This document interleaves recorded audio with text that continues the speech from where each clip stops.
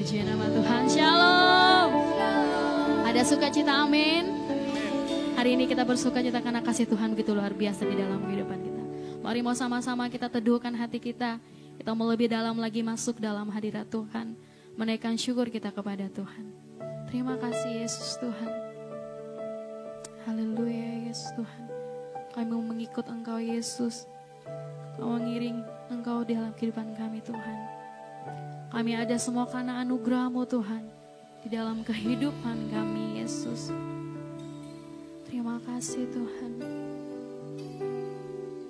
Haleluya Yesus Tuhan.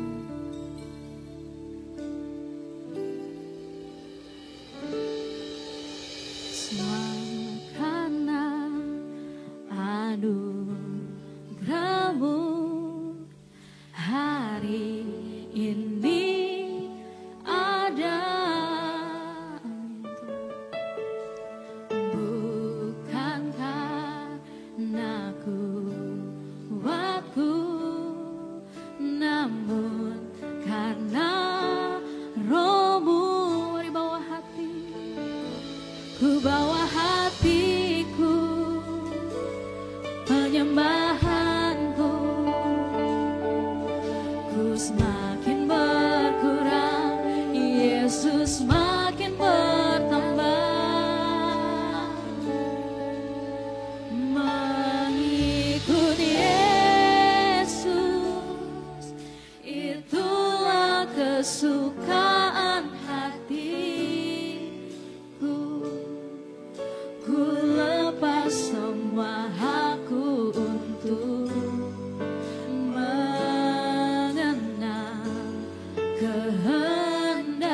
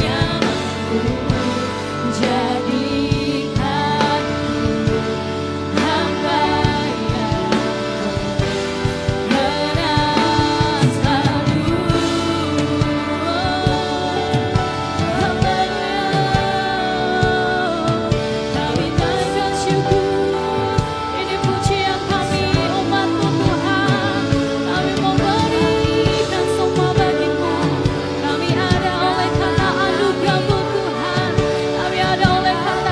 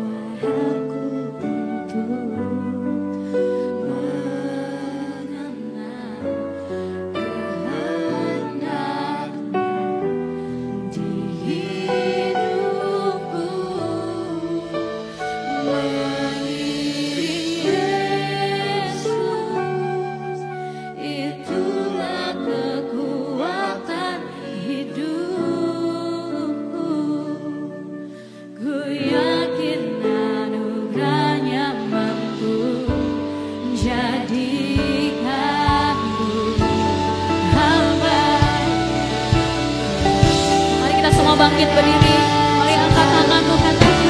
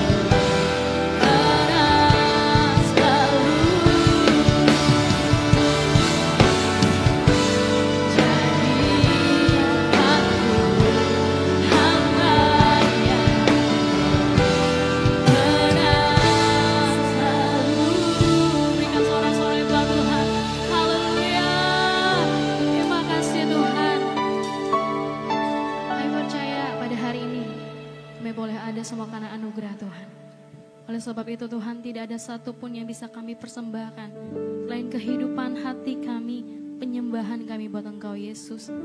Memberikan diri kami untuk mengikut Engkau Tuhan. Kami ingin memberikan pujian yang terbaik buat Engkau Yesus. Terima kasih ya Tuhan, mari berkaryalah di ibadah kami hari ini. Di dalam nama Tuhan Yesus, haleluya. Amin. Berikan sorak-sorai buat Tuhan, haleluya. Boleh kasih salam kiri kanan, katakan Tuhan Yesus baik. Amin. Haleluya. Kami terima sukacita dari Tuhan. Karena Tuhan sudah mati, kemudian bangkit dan naik ke surga buat kita semua. Amin. Haleluya. Mari kita bersukacita di dalam Tuhan.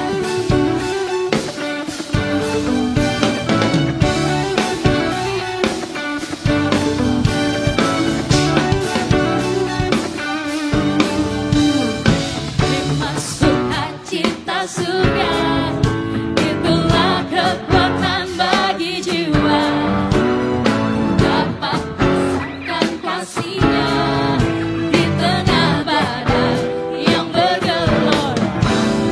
Memang sukacita surga, itulah kekuatan bagi jiwa, dapat saksikan kuasa-Nya.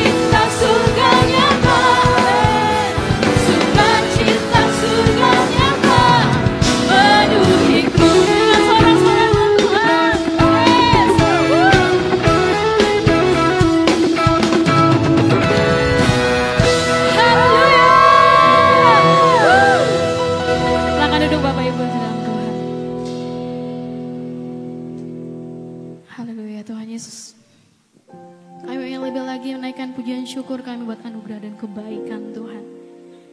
Mau sama-sama menyiapkan hati kami untuk terus masuk dalam hadirat-Mu Yesus. Terima kasih Tuhan. Kami percaya bahwa di dalam setiap kelemahan kami, disitulah Tuhan menyatakan kuasa-Nya. Kami akan melihat mujizat Tuhan saat kami berserah kepada Engkau Yesus. Iman kami bawa kepada Engkau Yesus Tuhan. Terima kasih Bapa. Terima kasih Yesus Tuhan.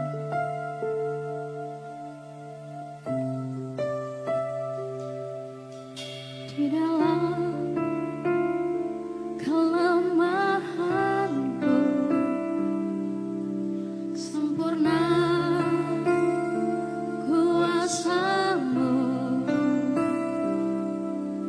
hebatnya tantanganku, lebih hebat Tuhanku.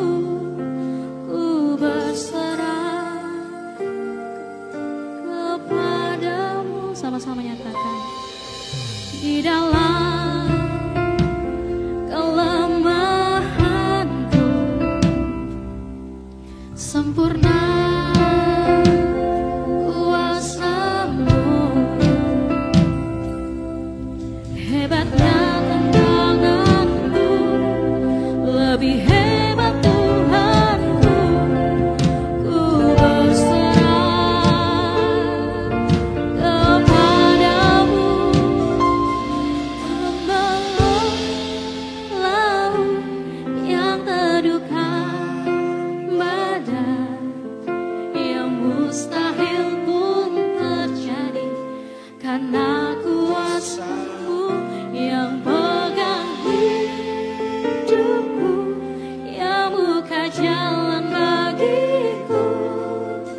Kau pembuat mujizat saja. Berikan sorak-sorai buat Tuhan. Amin. Engkaulah pembuat mujizat dalam hidup kami Tuhan. Amin. Terima kasih Yesus.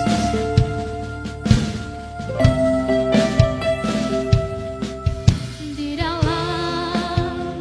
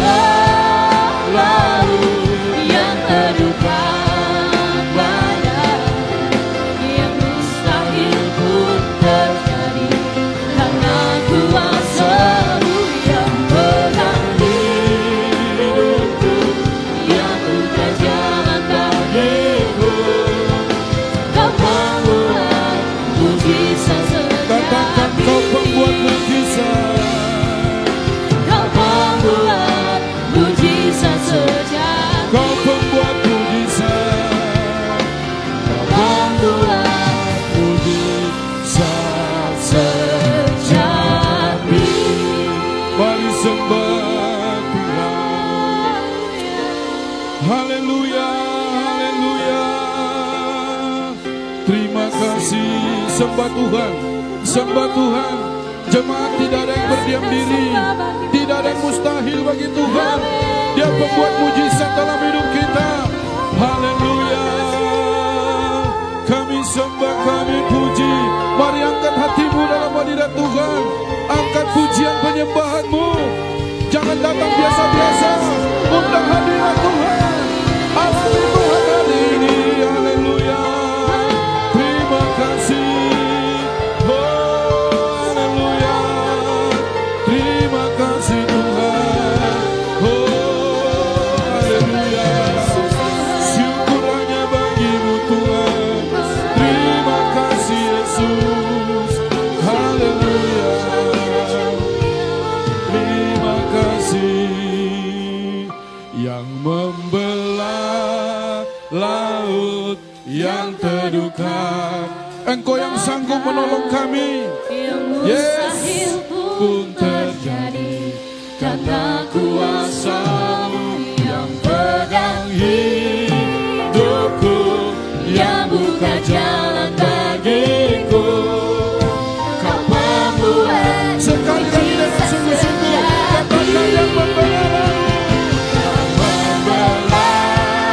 Angkat tanganmu dalam hadirat Tuhan. Tuhan buka jalan dalam hidup kita ini. Yes. Pun terjadi karena kuasa-Mu yang pegang Hidupku yang buka jalan bagiku. Kau membuat mujizat terjadi. Kau membuat mujizat terjadi. Kau membuat mujizat sejati. Haleluya, haleluya, haleluya. Shalom jemaat yang dikasihi oleh Tuhan Yesus Kristus. Senang sekali saya Pendeta Ruben Adi Abraham bisa melayani Anda dalam ibadah online ini. Hari ini saya akan menyampaikan firman dengan judul Mengapa Hal Buruk Bisa Dialami Oleh Orang Baik. Saudara sekalian, kadang-kadang kita bertanya-tanya. Ada keluarga yang takut akan Tuhan, hidup saleh, suka memberi pertolongan kepada orang lain, tapi mengalami masalah besar dalam hidupnya. Ada sakit penyakit yang dialami, anaknya mungkin mengalami keterbelakangan mental, bahkan ada yang meninggal di antara keluarga mereka pada usia yang masih muda. Mengapa hal-hal buruk bisa menimpa keluarga yang baik-baik? Kalau kita baca Alkitab, kita akan melihat bahwa Ayub adalah orang benar yang mengalami penderitaan yang hebat. Seluruh hartanya habis, 10 anaknya mati dalam 1 hari, dan badan daripada Ayub sendiri penuh dengan borok. Istrinya kemudian menyuruh Ayub untuk mengutuki Allah, dan setelah itu dia mati. Tapi bagaimana respon Ayub ketika hal yang buruk menimpa dirinya? Dalam Ayub 1 ayat 20-22, dikatakan, maka berdirilah Ayub lalu mengoyak jubahnya dan mencukur kepalanya. Kemudian sujudlah ia menyembah, katanya, dengan telanjang aku keluar dari kandungan ibuku, dengan telanjang juga aku akan kembali ke dalamnya. Tuhan yang memberi, Tuhan yang mengambil, terpujilah nama Tuhan. Dalam kesemuanya itu Ayub tidak berbuat dosa dan tidak menuduh Allah berbuat yang kurang patut. Dari sini kita melihat bahwa mengalami penderitaan dan masalah bukanlah dosa. Tapi yang paling penting adalah respons kita ketika kita menghadapi hal tersebut. Kalau kita menyalahkan Tuhan, bersungut-sungut, marah-marah, kita akan jatuh ke dalam dosa. Tetapi dalam situasi yang buruk sekalipun, jika kita tetap percaya, bersyukur kepada Allah dalam segala keadaan, tabah menerima segalanya dengan ulet, maka kita akan berkemenangan. Maria adalah seorang wanita saleh dan Allah memberikan kasih karunia untuk dia melahirkan Yesus, juru selamat dunia. Suaminya meninggal ketika anak-anak mereka masih kecil, karena setelah Yesus dibawa ke bait suci pada usia 12 tahun kita tidak membaca lagi catatan tentang Yusuf. Berarti kemungkinan besar dia meninggal. Saudara, dan Yesus sebagai anak yang tertua harus meneruskan pekerjaan orang tuanya untuk membesarkan adik-adiknya. Bahkan ketika Yesus dewasa dan melayani, dia justru dibenci oleh para imam kepala dan ahli-ahli Taurat yang akhirnya meminta agar Yesus dihukum mati oleh pemerintahan Romawi. Maria melihat dengan mata kepalanya sendiri bagaimana anaknya yang disayangi dianiaya, dipaksa memikul salib melalui jalan Via Dolorosa, bahkan mati disalib di Golgota. Saudara, bukankah Yesus adalah manusia yang suci dan sempurna? Bahkan Maria adalah seorang wanita yang sangat saleh. Tapi kenapa hal buruk bisa menimpa orang atau keluarga yang baik? Di sini kita harus menyadari dan merenungkan bahwa kita hidup dalam dunia yang tatanannya sudah rusak, sudah jatuh ke dalam dosa. Sehingga banyak hal-hal buruk bisa kita alami walaupun kita percaya kepada Yesus. Bencana alam, gunung meletus, banjir, musibah, sakit penyakit, itu kita bisa alami. Bahkan orang yang berbuat jahat pun bisa melakukan hal-hal itu kepada orang baik-baik. Lalu mungkin kita berpikir, mengapa Tuhan tidak melindungi orang baik-baik dan menyingkirkan semua kejahatan yang ada? Bukankah dia bisa melakukannya? Oh, tentu saja. Tetapi bila Allah yang Maha Kudus itu melakukannya, menyingkirkan semua kejahatan, maka semua kita juga akan mati. Karena tidak ada yang benar-benar suci. Kita semuanya adalah makhluk yang telah jatuh ke dalam dosa.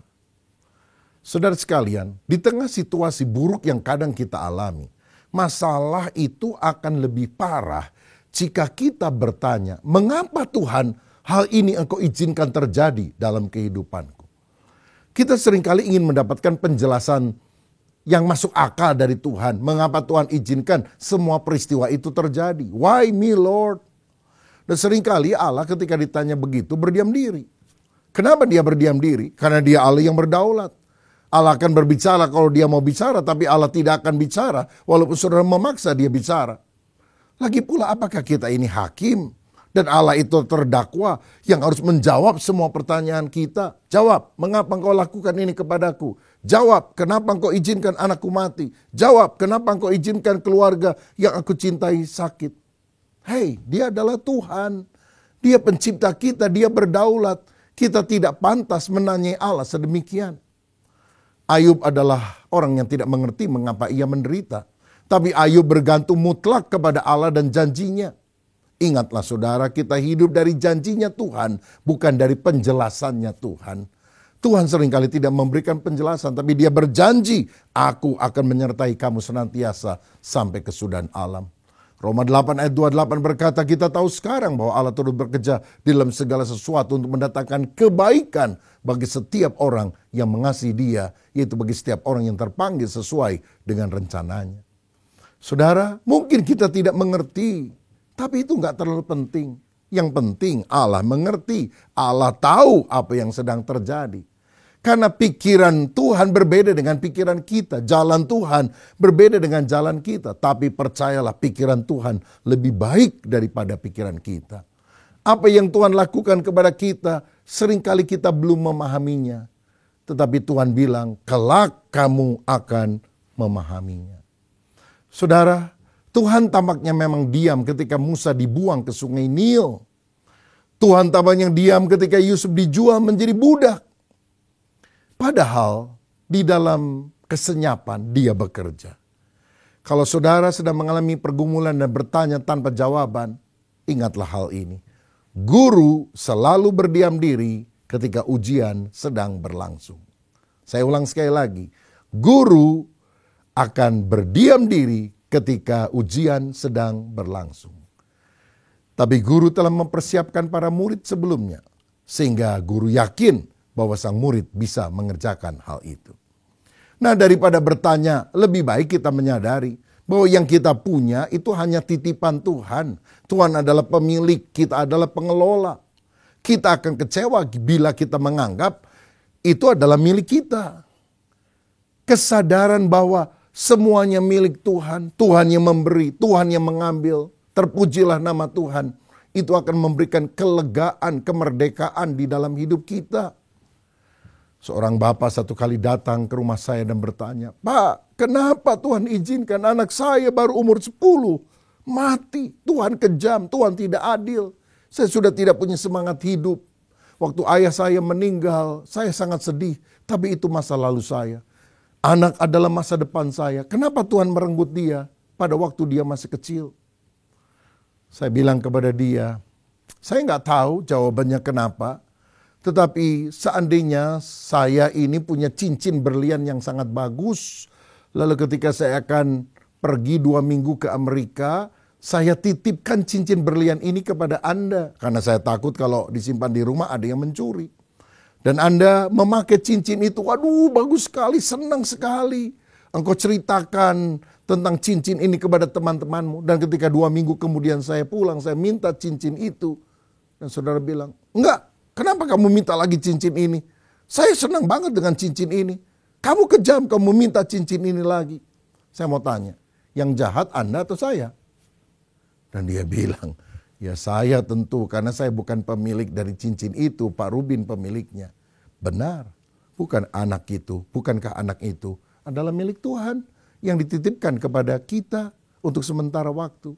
Dia tidak hilang, dia kembali kepada sang pemilik. Saudara, dan itu memberikan kelegaan kepada dia sehingga dia bisa tabah menghadapi tantangan tersebut. Sebetulnya kesulitan atau masalah yang buruk bukannya kesempatan yang bisa membuat kita bertanya, apakah Tuhan mengasihi saya? Kenapa Tuhan izinkan hal ini terjadi? Tapi justru itu adalah kesempatan Tuhan untuk bertanya kepada kita, apakah engkau tetap mengasihiku, setia kepadaku? Apakah kita ini percaya dan hidup dekat Tuhan karena berkat-berkat-Nya atau karena cinta kepada pribadinya? Saudara sekalian, saya teringat ada seorang petenis kulit hitam dari Amerika Serikat yang bernama Arthur Ashe. Dia adalah orang yang pernah memenangkan 3 gelar juara Grand Slam, yaitu US Open, Australia Open, and Wimbledon. Tapi satu kali dia harus dioperasi bypass karena penyakit jantung. Dan malang sekali dia kemudian terinfeksi virus HIV melalui transfusi darah yang ia terima. Padahal dia adalah orang baik-baik. Tapi di saat sulit itu dia tetap tegar, menyuarakan perlawanan terhadap apartheid di Afrika Selatan. Dan dia tetap berdoa kepada Tuhan. Sampai seorang penggemarnya pernah bertanya kepada Arthur Ashe, Arthur, pernahkah engkau berdoa dan bertanya kepada Tuhan, why me Lord? Kan banyak sekali orang yang di rumah sakit ini. Kenapa kok kamu yang bisa terinfeksi oleh virus HIV tersebut? Arthur Ashe kemudian menjawab, sobat, tahukah engkau di dunia ada lebih dari 50 juta orang yang ingin bermain tenis. Tapi hanya 5 juta yang bisa belajar tenis. Dan dari 5 juta itu hanya 500.000 yang belajar menjadi petenis profesional. Dan dari 500.000 itu hanya 50.000 yang datang ke arena untuk bertanding. Dan dari 50.000 hanya 5.000 yang mencapai turnamen Grand Slam. Dan dari 5.000 itu hanya 50 orang yang berhasil sampai ke Wimbledon. 4 orang masuk semifinal, 2 orang berlaga di final. Dan ketika saya memenangkan pertandingan dan mengangkat trofi kemenangan, saya tidak pernah bertanya kepada Tuhan, why me Lord? Mengapa saya Tuhan? Jadi ketika sekarang saya berada dalam kesusahan dan kesakitan, tidak seharusnya juga saya bertanya kepada Tuhan, why me Lord? Saudara, ketika kita mengalami masalah, hal yang buruk, bukannya bertanya why, mengapa, tapi lebih baik kita bertanya what, apa? Apa respon yang harus saya lakukan ketika hal yang buruk menimpa orang-orang yang baik? Berdoa, memiliki hati yang tabah, bersyukur, percaya bahwa Allah tetap menyertai kita. Allah melakukan sesuatu untuk kebaikan kita. Mungkin kita tidak mengerti, tetapi aku tetap percaya. God is good. All the times, God is good. Ada banyak misteri di dunia yang tak terpahami. Tapi percayalah, ada Tuhan yang penuh kasih, yang mengerti segala pergumulan kita, dan bersama dengan Dia kita akan tabah menghadapi segala-galanya. Lebih jauh dalam Yakobus 1 ayat 2 ada firman yang berkata, saudara-saudaraku, anggaplah sebagai suatu kebahagiaan apabila kamu jatuh ke dalam berbagai-bagai pencobaan, sebab kamu tahu bahwa ujian terhadap imanmu itu menghasilkan ketekunan. Jadi waktu kita menghadapi hal yang buruk, ada beberapa hal yang kita harus miliki.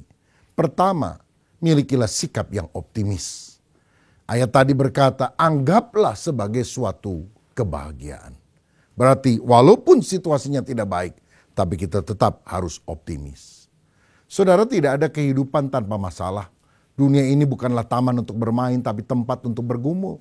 Dan orang Kristen yang mengharapkan kehidupan yang mudah, semuanya akan beres, lancar, akan kecewa.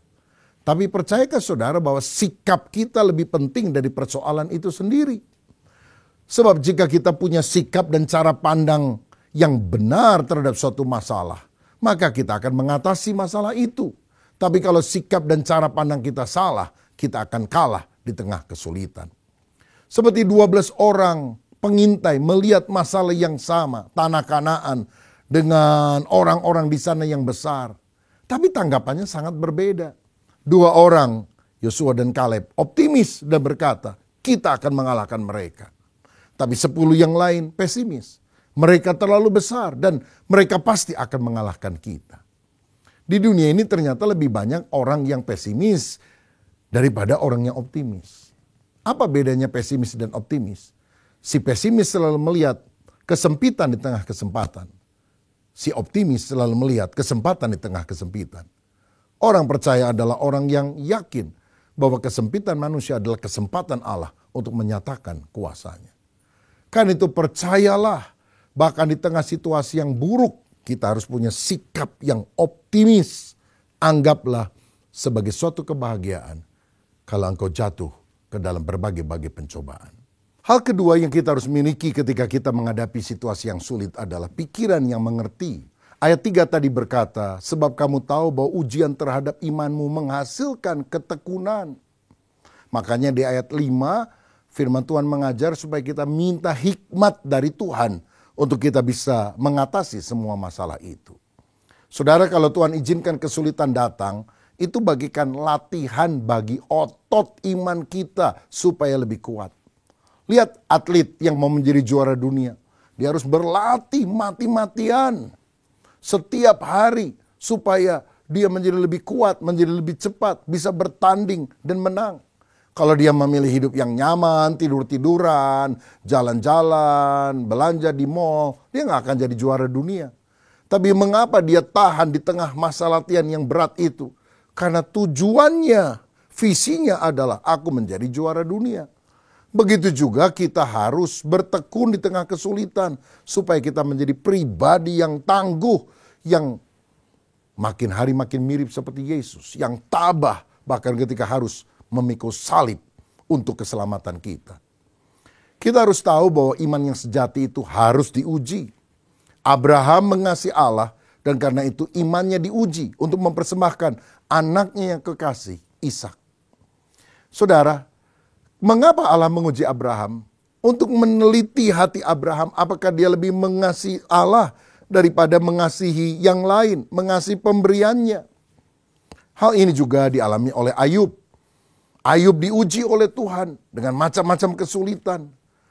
Dan dalam Ayub 23 ayat 10 dia berkata, karena ia tahu jalan hidupku, seandainya ia menguji aku akan timbul seperti emas. Allah mengizinkan kesulitan menempa hidup kita agar lebih bernilai.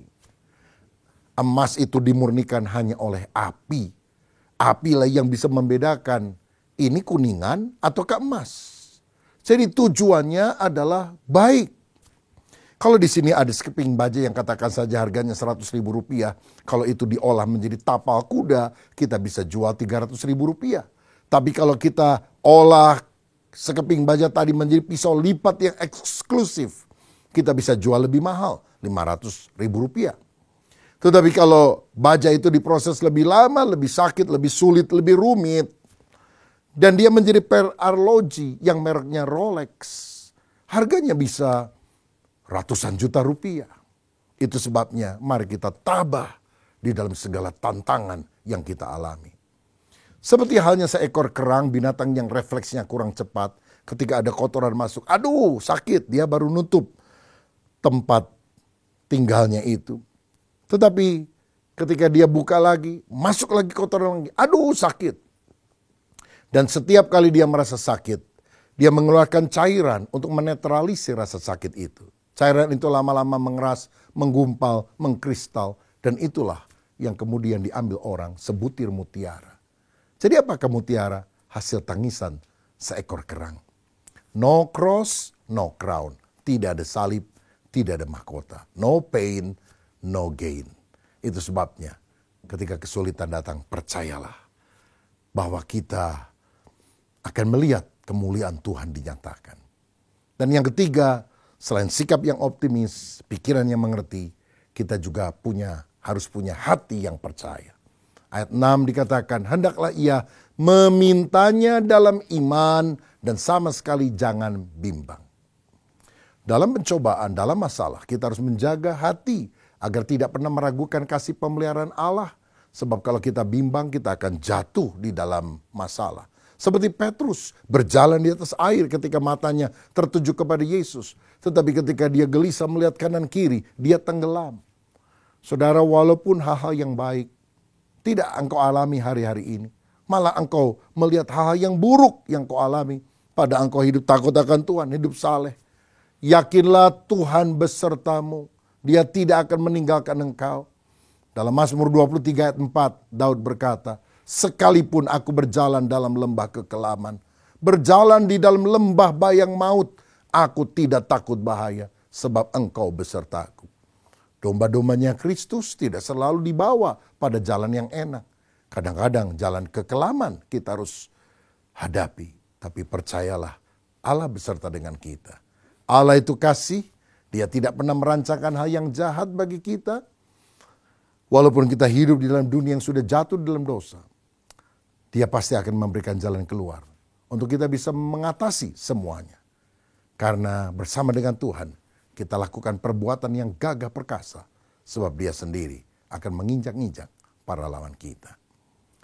Bapak, Ibu, dan Saudara yang saya kasih dalam Kristus, apakah ada di antara saudara yang hari-hari ini sedang mengalami hal-hal yang buruk, hal-hal yang tidak baik tampaknya? Usahamu sepi, mungkin penyakit engkau alami, mungkin ada masalah, relasi yang kurang baik, engkau disalah mengerti oleh orang lain.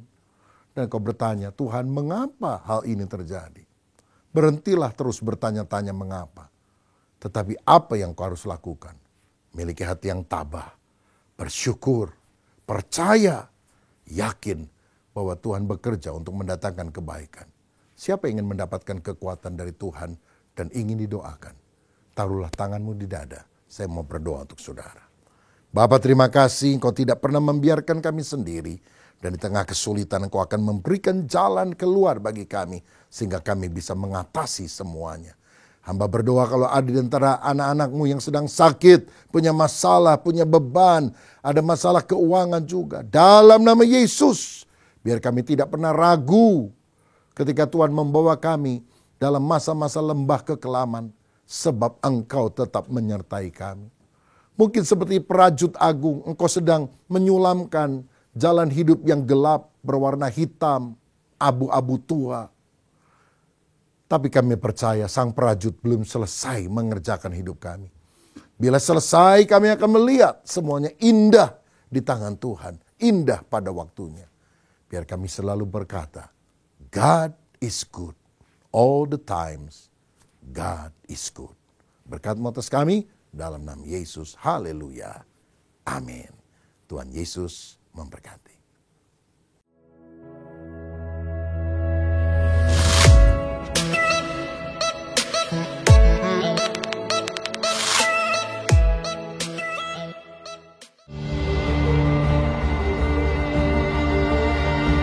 Shalom saudara sekalian, salah satu menu favorit di restoran Jepang adalah ikan salmon yang fresh.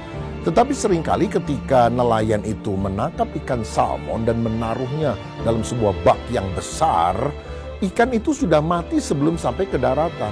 Sampai satu kali seorang nelayan mendapatkan ide. Di bak besar itu dia kemudian masukkan juga 2 piranha kecil yang mengejar-ngejar ikan salmon, ingin menggigit atau memakannya. Ikan salmon itu berenang ke sana kemari karena tidak mau digigit oleh piranha kecil. Dan karena ada piranha kecil, akhirnya sampai di daratan, ikan salmon tidak mati, tapi masih fresh. Nah saudara-saudara, dalam kehidupan kita, seringkali kenyamanan hidup membuat kita mati secara rohani. Tetapi persoalan, penderitaan, masalah bagikan piranha kecil yang mengejar-ngejar hidup kita. Lalu kita bergantung kepada Tuhan, berdoa, mohon kemurahan hati Tuhan. Sehingga kita menjadi orang yang kuat, perkasa di dalam diri.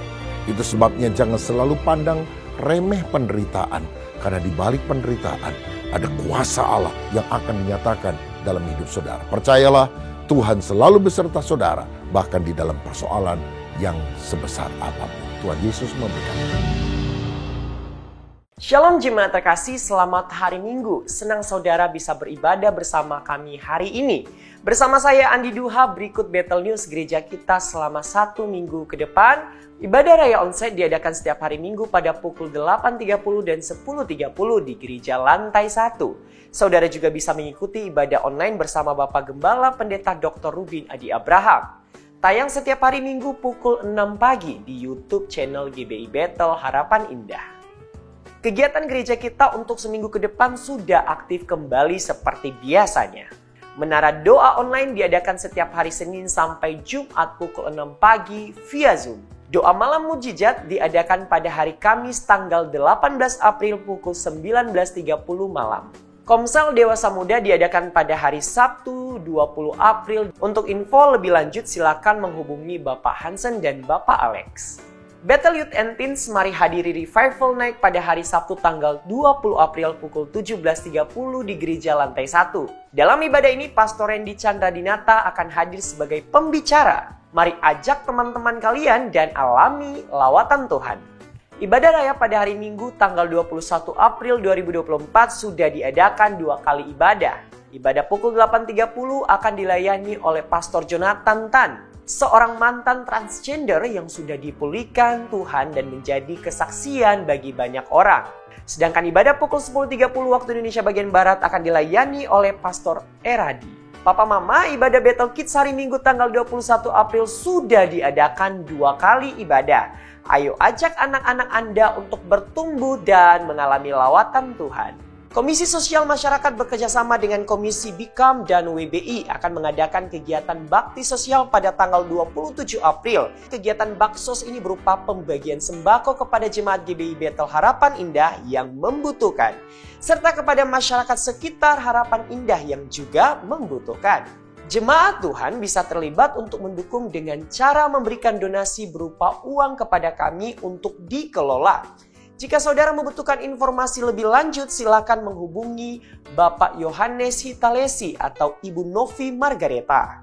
Jangan lupa untuk follow media sosial kami di Instagram GBI Battle Jakarta dan juga GBI Battle Harapan Indah untuk mengetahui update dan info gereja. Demikianlah Battle News minggu ini. Saya Andi, undur pamit. Selamat hari Minggu, Tuhan Yesus memberkati. Sidang jemaat, mari angkat tanganmu, siapkan hati dan terimalah berkat dari Bapa kita yang baik di surga. Tuhan memberkati rumah tanggamu, Tuhan memberkati pekerjaanmu, Tuhan memberkati kesehatanmu, Tuhan memberkati keuanganmu, dan Tuhan memberkati pertumbuhan rohanimu. Sekarang terimalah berkat daripada Allah Bapa, cinta kasih dalam Tuhan Yesus Kristus, dan melalui persekutuan yang indah dalam kuat kuasa Roh Kudus, tinggal tetap menyertai kita mulai pagi hari ini sampai Maranatha. Yesus Kristus datang pada kali yang kedua, menjemput kita di awan-awan yang permai. Yang percaya dan sudah diberkati Tuhan, mari katakan bersama, amin.